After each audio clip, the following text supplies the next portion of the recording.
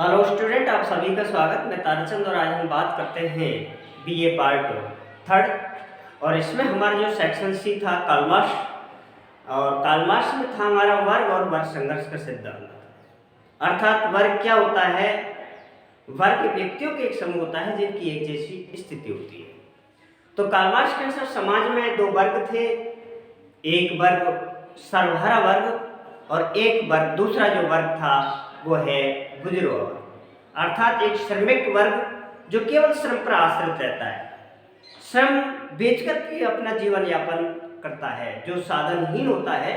और दूसरा जो वर्ग था वो स्वामित्व वाला जो स्वामी है, जो साधन संपन्न होता है।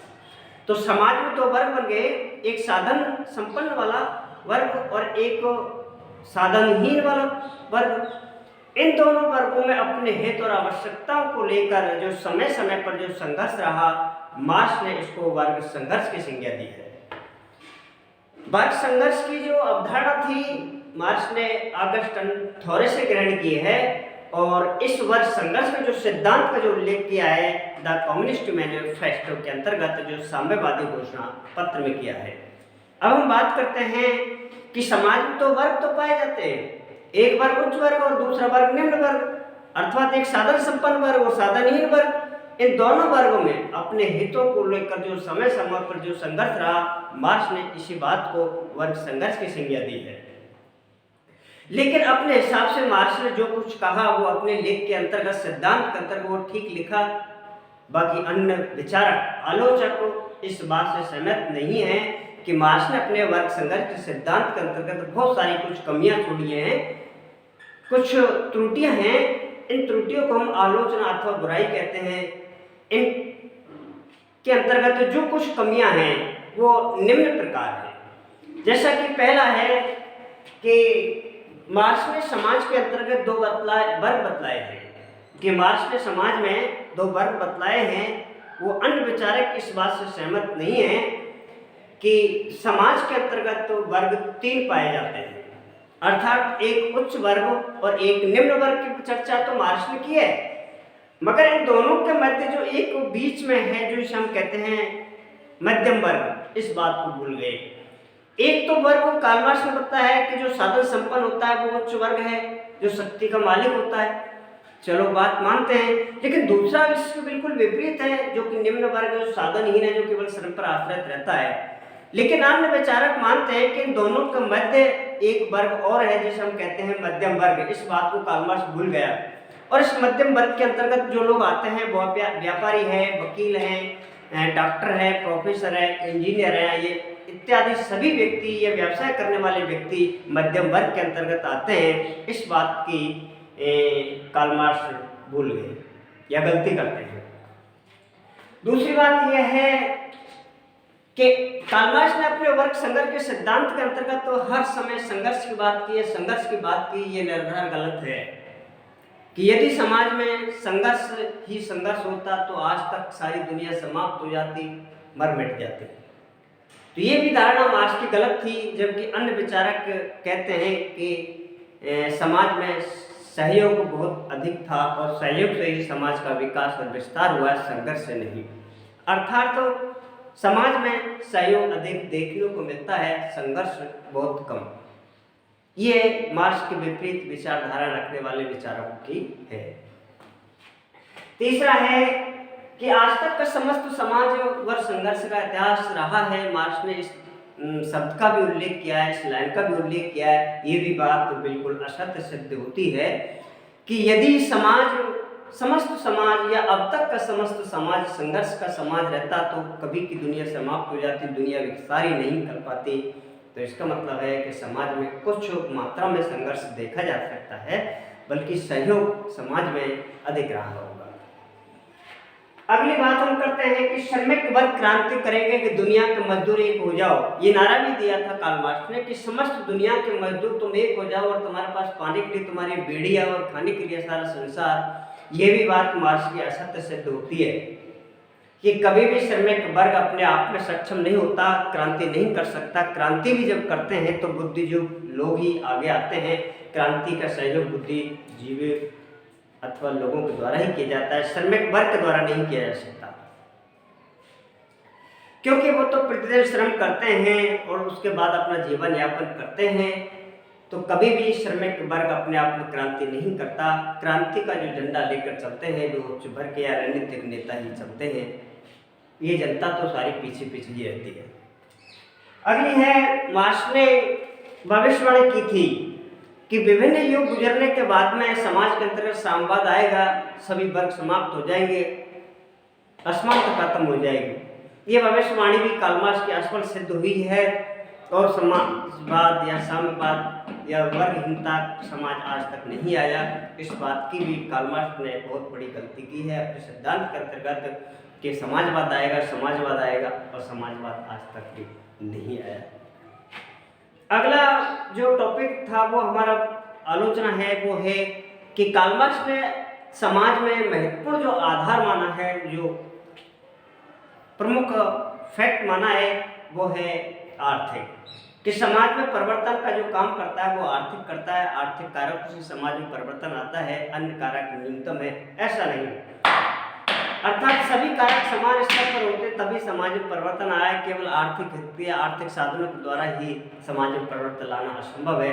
उन्होंने आर्थिक और सामाजिक कारक को एक माना है, ये भी उन्होंने बहुत बड़ी गलती की है। अगला जो बात है कि कार्ल मार्क्स ने समाज में परिवर्तन का कोई जिक्र नहीं किया कि किसी भी समाज में संघर्ष से कम या अधिक मात्रा में कोई परिवर्तन आना चाहिए, लेकिन उन्होंने समाज में परिवर्तन के बारे में कोई चर्चा भी नहीं की।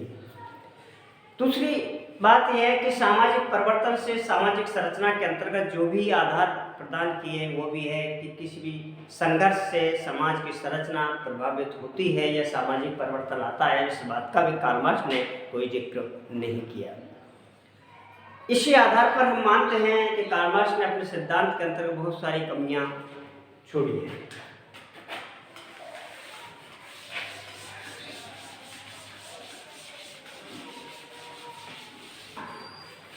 बाद में है कार्ल मार्क्स का एक बहुत ही जो आपाठ की दृष्टि से हमारा प्रश्न यहाँ पर इम्पोर्टेंट है, अतिरिक्त मूल्य। अतिरिक्त मूल्य का सिद्धांत।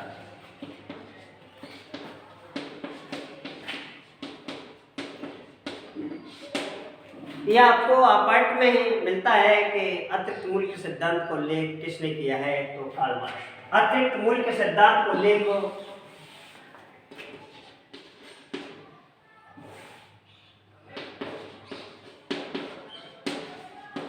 अतिरिक्त मूल्य के सिद्धांतों का उल्लेख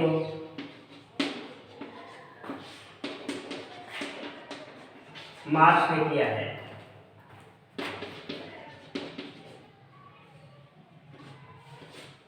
किया है और ये मार्क्स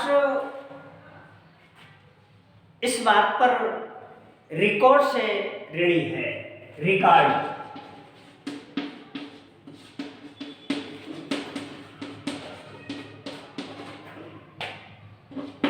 ऋणी है, अर्थात तो कार्ल मार्क्स ने अतिरिक्त मूल्य की जो अवधारणा ग्रहण की है वो है रिकॉर्ड, एडम स्मिथ इत्यादि लोगों से। क्योंकि कार्ल मार्क्स से पहले जो अतिरिक्त मूल्य के सिद्धांत की जो चर्चा की है वो रिकॉर्ड और स्मिथ ने या अन्य विचारकों ने भी की है, लेकिन बाद में समाजशास्त्र दृष्टि से जिसका विस्तार किया है वो कार्ल मार्क्स ने किया है। हकीकत यही है कि दुनिया में जो पूंजीवाद आया है वो अतिरिक्त मूल्य के सिद्धांत के आधार पर ही आया है। अब हम बात करते हैं कि वास्तव में अतिरिक्त मूल्य वह मूल्य है जो पूंजीपति और श्रमिक के वर्ग दोनों के मध्य दूरी स्थापित करता है। अर्थात तो वास्तविक मूल्य और प्राप्त किए गए मूल्य के बीच का अंतर ही अतिरिक्त मूल्य है। अतिरिक्त मूल्य का लेख अपनी प्रमुख पुस्तक को दास कैपिटल में किया है। दास कैपिटल में, अर्थात कार्ल मार्क्स ने अतिरिक्त मूल्य के सिद्धांत का जो उल्लेख किया है वो दास कैपिटल के अंतर्गत।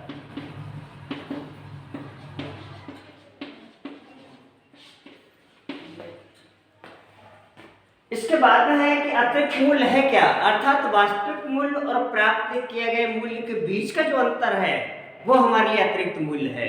पूंजीवाद के अंतर्गत तो वास्तव में देखा जाए तो चारों तरफ जो भी है वो अतिरिक्त मूल्य के आधार पर जो बचत वाली व्यवस्था है वही ज्यादा महत्वपूर्ण है, कि वहां पर एक श्रमिक वर्ग और पूंजीपति वर्ग दोनों के मध्य जो दुराव है मूल्य का वो अतिरिक्त मूल्य है, कि पूंजीपति अतिरिक्त मूल्य के आधार पर अपना विकास करते हैं समाज के अंतर्गत, और गरीबों का लोगों का मतलब जो भी कुछ शोषण करके बचत करके अपना कुछ बनाते हैं।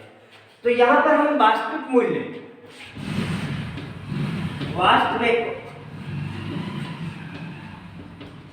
मूल्य और प्राप्त किए गए मूल्य में अंतर ही अतिरिक्त मूल्य है। अतिरिक्त मूल्य है अर्थात मान के चला कि कोई वस्तु 50 रुपए में बनती है, यदि कोई भी वस्तु 50 रुपए में बनकर तैयार होती है और पूंजीपति इस वस्तु का मूल्य 70 रुपए रखता है, बाकी जो बीच का जो 20 रुपए मूल्य है, इन दोनों के मध्य जो 20 रुपए का जो मूल्य है वो है अतिरिक्त मूल्य। मार्क्स का कहना है कि जो ये अतिरिक्त मूल्य है, जो 20 रुपए है, या तो दोनों को बराबर होना चाहिए, पूंजीपति और श्रमिक, या फिर ये वर्ग श्रमिक वर्ग को मिलना चाहिए, मगर इस मूल्य को स्वयं पूंजीपति रख लेता है। अर्थात किसी भी वस्तु के निर्माण में केवल आपको 50 रुपये किराया भाड़ा वस्तु खरीदे जो भी कुछ है मजदूर लगाकर 50 रुपये बनती है, और उसके बाद में श्रमिक वर्ग को उसमें से कुछ हिस्सा, अर्थात मालिक इस बात को 70 रुपये मूल्य रखता है। अब तो इन दोनों के बीच का जो अंतर है वही अतिरिक्त मूल्य है।